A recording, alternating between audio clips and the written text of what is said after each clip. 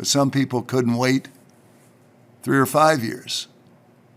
Maybe it's partly my fault. I would explain a date and think it couldn't tarry. Now I understand. People say, he's a false prophet. And then just because of that, I'm going to go jump off a cliff.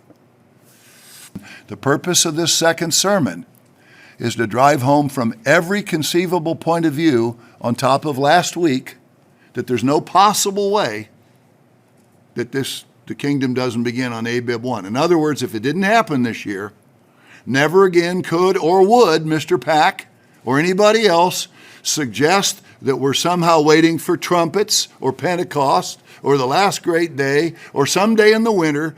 We would literally wait, like people have for thousands of years, till each Abib. Thank God, most of us have been doing our waiting for each Abib year after year, about 10 times now, without having to think, oh no, it's another whole year. In a way, we sort of stayed encouraged and excited because I thought it could be any time.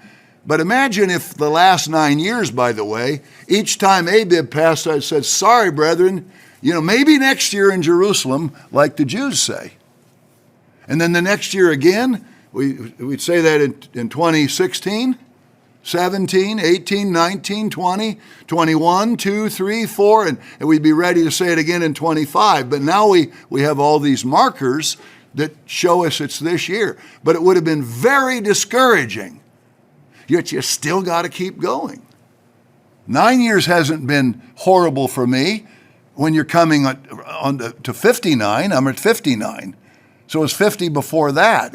And I waited without having any idea with the whole wrong scenario, thinking I was waiting for world hell for 3.5 years on people, on one generation and one generation of saints, who God was going to intervene and just slaughter them all before they knew who they were or who he was or why he was doing it. And that was hard to wait for a half a century that way. But I'm just trying to say, if each Abib, Mr. Peck, you got the dates wrong, but in getting the dates wrong through the years, it at least kept us on the edge of our seat because we were learning many, many other things that we didn't know.